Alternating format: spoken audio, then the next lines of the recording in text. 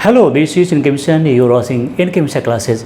आज इस वीडियो में देखेंगे गेट से संबंधित जितने भी यूजेज होते हैं, गेट के जितने भी प्रयोग हो सकते हैं, उन सभी को हम आपको बताने जा रहे हैं। गेट मीन्स जनरली हम लोग क्या यूज़ करते हैं, गेट मीन्स पाना, लेकिन इसका क्या क्या मीनिंग हो सकता है। जैसे यहाँ आप देखेंगे रिसीव और ऑब्टेन के लिए भी गेट का प्रयोग कर सकते हैं। उसके बाद बिकम के लिए, अराइव और रीच के लिए, या फिर अंडरस्टैंड के लिए, फेच एंड ब्रिंग के लिए, या फिर परसुएड और कन्विंस करने के लिए भी गेट का प्रयोग करेंगे। सिर्फ गेट मीन्स पाना से काम नहीं चलेगा, बल्कि इससे डीपली जानना है ताकि आप इसे स्पोकन में, रिटन में या कॉम्पिटिटिव इंग्लिश को भी समझ सके।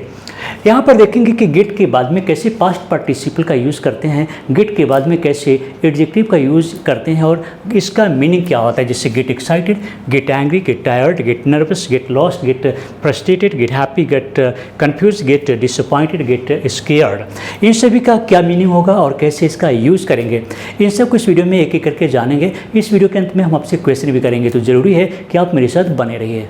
गेट का जो सबसे पहला मीनिंग है वो है रिसीव और ऑब्टेन पोजीशन। का मतलब है कि किसी चीज़ को हम प्राप्त करते हैं या फिर अधिकार में लेते हैं। किसी भी सामान को हम प्राप्त करते हैं या फिर अधिकार में लेते हैं। जैसे प्राप्त करना या अधिकार में लेना। जैसे did you get my message, क्या आपको मेरा मैसेज मिला। या फिर I need to get my car back from the mechanic, मुझे मैकेनिक से अपने कार को बैक लेना है, मतलब जाके ले आना है। तो किसी चीज़ को प्राप्त कर लेना है, अपने अधिकार में ले लेना है। दोनों सेंटेंस दो तरीके का है, एक तो है कि प्राप्त करना और दूसरा है कि किसी वस्तु को अपने अधिकार में लेना। तो गेट का मतलब दोनों चीज़ हो गया। उसके बाद देखेंगे अराइव एट और रीच का प्रयोग। एक तो अराइव का जब भी प्रयोग करेंगे तो अराइव एट हो जाएगा, लेकिन रीच के बाद में कोई प्रीपोजिशन नहीं लगेगा। दोनों का मतलब पहुंचना होता है। जैसे what time did you get home last night, पिछली रात या गत रात आप किस समय घर पहुंचे थे। उसके बाद we finally got to top of the mountain, हम लोग अंततः माउंटेन के टॉप पर पहुंच गए। पहुंचने के लिए भी आप गेट का प्रयोग कर सकते हैं, लेकिन गेट होम के बीच में टू नहीं लगेगा। लेकिन अगर इसी का यूज की हम अलग करते हैं, गेट के बाद में कोई और प्लेस आता है तो हम उसमें टू का प्रयोग करेंगे, और खासकर ये वर्ब टू है। उसके बाद देखेंगे हम गेट का प्रयोग अंडरस्टैंड के रूप में भी कर सकते हैं। जैसे मान लीजिए आप बोल सकते हैं कि मैं आपकी बातों को समझ रहा हूं, तो कैसे बोलेंगे। पहले हम इसे देख लेते हैं कि I don't get what you are trying to say, आप क्या कहना चाह रहे हैं मैं समझ नहीं पा रहा हूं। या फिर आई एम नॉट गेटिंग यू, मैं आपकी बातों को समझ नहीं पा रहा हूं। अगर आपको बोलना है कि मैं आपकी बातों को समझ नहीं पा रहा हूं, तो आप बोलेंगे I am not getting you. Get का मतलब जाकर लाना भी होता है। किसी भी वस्तु को जा करके ले आना है तो गेट का प्रयोग कर सकते हैं। जैसे हम देखेंगे फेच और ब्रिंग, मतलब जाकर लाना। जैसे सेंटेंस ग्रुप में देखेंगे can you get me a glass of water please, क्या आप मुझे गिलास पानी दे सकते हैं, जाकर ला सकते हैं, क्या आप मुझे गिलास पानी पिला सकते हैं। तो यहाँ पर आप बोल सकते हैं can you get me a glass of water please, का मतलब ये हुआ कि जाकर के एक गिलास पानी लाएगा वो। उसके बाद है कि I will get the files from the office tomorrow, मैं फाइल्स को ऑफिस से कल ले आऊँगा, मतलब जाकर लाने की बात है तो गेट का प्रयोग कर सकते हैं। उसके बाद सिंपल जो सेंटेंस है इसे हम याद रखेंगे। जैसे go and get a glass of water, जाओ एक गिलास पानी लेते आओ, मतलब जाकर के लाना है। उसके बाद go and get my shoes, जाओ मेरा शूज लेते आओ, जूते लेते आओ। तो जाकर लाने की बात में आप गेट का प्रयोग कर सकते हैं। उसके बाद किसी को राजी करा करके, किसी से कोई काम कराना है तो कैसे हम उसे काम कराने के लिए मनाते हैं, मना करके काम कराते हैं, तो हम परसुएट कर सकते हैं या फिर कन्विंस कर सकते हैं किसी काम को करने के लिए। तो हम कैसे यूज़ करेंगे। जैसे मान लीजिए I manage to get my friend to join the gym with me, मैं अपने दोस्तों को जिम जाने के लिए या जिम में ज्वाइन कराने के लिए मना लिया, राजी कर लिया। उसके बाद क्या है, she got her parents to agree to let her go on the trip, उसने अपने पिताजी को मना लिया ट्रिप पर जाने के लिए। खुद जो ट्रिप पर जा रहे थे इस बात के लिए पिताजी को मना लिया, ऐसे हम बोल सकते हैं।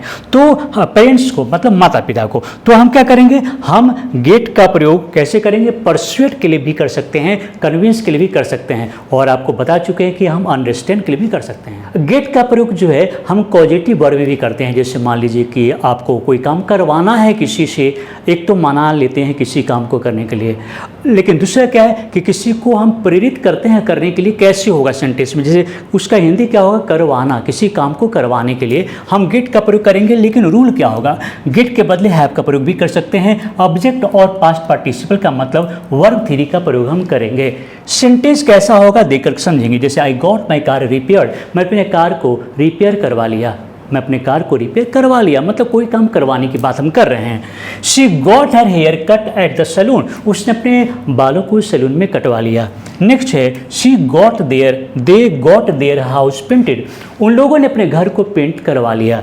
उसके बाद the parents got their children vaccinated, parents ने, माता पिता ने अपने बच्चों को वैक्सीनेटेड करवा लिया। नेक्स्ट है the company got its employee trained, company ने अपने एम्प्लॉय को, कर्मचारी को प्रशिक्षित करवा लिया। नेक्स्ट है he got this his teeth whiten by a dentist, उसने अपने दांतों को डेंटिस्ट से सफ़ेद करवा लिया, साफ करवा लिया। बिकम मीन्स जैसे अ चेंज ऑफ स्टेट और कंडीशन, खासकर किसी अवस्था, वो अवस्था खासकर मेंटली या फिजिकली या सिचुएशन में कुछ बदलाव के लिए भी हम बिकम का यूज़ करते हैं। कैसे करते हैं, जैसे he got angry when he heard the news, जब वह न्यूज़ सुना तो क्रोधित हो गया। तो आप बिकम में सोना होता है और गेट का मतलब भी होना होता है, लेकिन गेट के बाद देखते हैं कि एडजेक्टिव का प्रयोग करना है। कैसे कर रहा है देख लीजिए। उसके बाद she got sick after eating bad food, वह खराब खाना खाने से बीमार हो गई, वह खराब खाना खाने से बीमार हो गए। नेक्स्ट है I always get excited before going on vacation, मैं जब भी छुट्टियों पर जाता हूँ तो बहुत एक्साइटेड हो जाता हूँ, उत्साहित हो जाता हूँ। तो यहाँ पर प्रेजेंट में है, सिंपल प्रेजेंट में आप यूज़ कर सकते हैं। जिसे गेट के बाद में देखेंगे यहाँ पर पास्ट पार्टिसिपल का यूज़ भी करके ये एडजेक्टिव के रूप में, जब भी आप किसी वर्ब में वर्ब थ्री बना करके एडजेक्टिव के रूप में आप यूज़ कर सकते हैं। नेक्स्ट है he tends to get angry when people don't follow the rules, जब लोग रूल्स को फॉलो नहीं करते हैं तो उसकी प्रवृत्ति है कि वह क्रोधित हो जाता है। तो गेट एंग्री का मतलब गुस्सा हो जाना, नाराज होना, क्रोधित होना।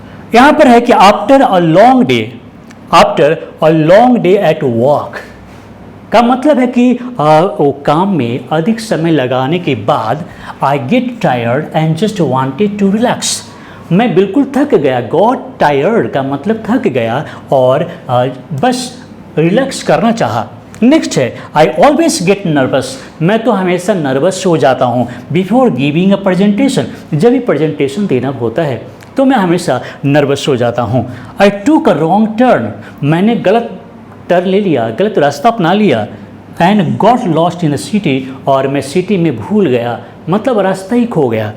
नेक्स्ट है she gets frustrated when the things don't go according to plan, का मतलब है कि जब परिस्थिति प्लान के अनुसार नहीं होता है तो वह बिल्कुल फ्रस्ट्रेट हो जाती है, निराश हो जाती है, उदास हो जाती है। Kissing her love to once made her get happy, का मतलब है कि दोस्तों को देख करके, प्रिय लोगों को देख करके उसे खुशी मिलती है या खुश हो जाती है। नेक्स्ट है the complex instruction made him get confused, complex का मतलब जटिल इंस्ट्रक्शन, निर्देश से वह क्या हो जाता है, वह कंफ्यूज हो जाता है। नेक्स्ट है I work hard but I still got disappointed with the results, का मतलब है कि आई वर्क हार्ड, मैंने कठिन परिश्रम किया बट फिर भी got disappointed with the results, लेकिन रिजल्ट जब आया तो हम निराश हो गए। तो होना के लिए गॉट डिसअपॉइंटेड, निराश हो गए। नेक्स्ट है the loud noise made the dog get scared, का मतलब है कि बहुत तेज आवाज़ सुन करके डॉग स्केयर्ड हो गया, डर गया। तो यहाँ पर बोल सकते हैं get scared, I got scared, का मतलब है कि मैं डर गया। और यहाँ पर प्रेजेंट में है कि तेज आवाज़ से कुत्ता क्या है कि डर जाता है, भाग जाता है, डर जाता है। तो यहाँ पर आप गेट स्केयर्ड या फिर गेट के बाद में ऑब्जेक्ट किस तरह का रहेगा, गेट के बाद में एडजेक्टिव रहेगा, गेट के बाद में पास्ट पार्टिसिपल का यूज होगा और ये सब होना के लिए होगा। तो गेट का प्रयोग कई प्रकार से कर सकते हैं, कई तरीके से कर सकते हैं। प्रैक्टिस की बात है क्योंकि प्रत्येक रूल्स पे बहुत सारे सेंटेंस को बना करके आप प्रैक्टिस करेंगे, बोलने में यूज करेंगे। या फिर सबसे बड़ी चीज़ है कि गेट का मतलब होना, ये ज़्यादा यूज होता है। गेट गेट का मतलब लाने में भी बहुत यूज़ किया जाता है। तो हम सेंटेंस को देखेंगे कि जाओ एक गिलास पानी लेते आओ, जाओ एक गिलास पानी लेते आओ। तो गेट का मतलब लाना भी होता है। तो हम कैसे यूज़ करेंगे, कैसे यूज़ करेंगे? तो जाओ और लेते आओ। क्या लेते आओ? कुछ भी लाओ। तो गो एंड गेट का मतलब जाओ और लेते आओ, गो एंड गेट। आप इसे याद कर लेंगे, गो एंड गेट। और इसके बाद क्या करेंगे, हम किसी भी ऑब्जेक्ट को लिख सकते हैं। तो इसी पर हम ये सेंटेंस को बना सकते हैं, गो एंड गेट का प्रयोग कर सकते हैं। आप जरूर कमेंट कीजिए, जरूर आंसर लिखिए, क्योंकि आपके हर एक आंसर को, हर एक कमेंट को हम जरूर पढ़ते हैं और हम जवाब देने का भी प्रयास करते हैं, बताने का प्रयास करते हैं कि सही है गलत। तो चलिए दोस्तों, इस वीडियो को देखने के लिए, लाइक करने के लिए, इस चैनल को सब्सक्राइब करने के लिए आप सभी को बहुत बहुत धन्यवाद।